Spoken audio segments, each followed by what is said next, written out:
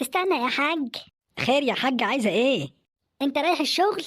ايوه يا حاج، ان شاء الله رايح الشغل. عايزة حاجة؟ طب امسك يا حاج، انت نسيت التليفون بتاعك يا اخويا، اسم الله عليك، ايه اللي جرالك؟ ها؟ هو انا ايه اللي جرالي بس؟ هو انا كل شوية بنسى؟ متشكرين يا حاجة، فيك الخير. روح يا حاج، ربنا يستر طريقك. استنى يا حاج، استنى يا حاج. خير يا حاجة، في ايه؟ يا اخويا، هو انت رايح الشغل وناسي المحفظة بتاعتك؟ انا مش عارف بس ايه اللي جرالي، انا بقيت بنسى كتير. امسك يا اخويا محفظتك، امسك.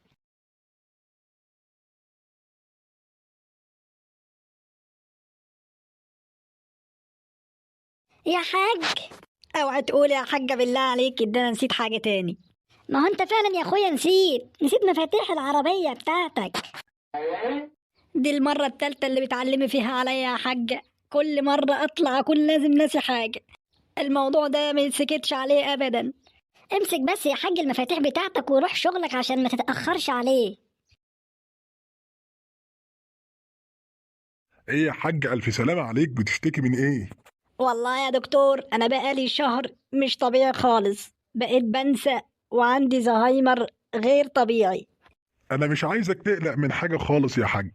اللي انت فيه ده حاجة طبيعية جدا نتيجة الشغل والضغوطات عليك، وانا عندي حل ليك كويس جدا.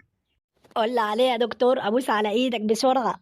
انا مراتي لازم كل يوم تعلم عليا بحاجة اكون ناسيها. لا الموضوع بسيط خالص، انت هتجيب ورقة وقلم وتكتب كل الحاجات المهمة عندك، والحاجة اللي تخلصها تعمل قصادها علامة صح، وبكده انت مش هتنسى خالص ان شاء الله. انت متأكد يا دكتور ان الحل ده هينفع معايا؟ اكيد باذن الله، الحل ده ممتاز جدا.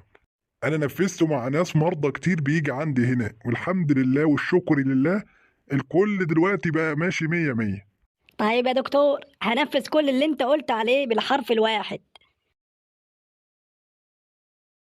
ادي الورقة اللي قال عليها الدكتور، وكتبت كل حاجة انا بنساها علشان خاطر مراتي المرة دي مش هتعلم عليا ابدا. والمحفظة والمفاتيح والتليفون كلهم في جيبي. الحمد لله انا كده مش ناسي حاجة. استعنا على الشقة بالله، اما الحق بقى اروح الشغل. الله. امال فين الراجل يا ده؟ هيكون راح الشغل واحنا النهارده الجمعة. اما ردنا عليه.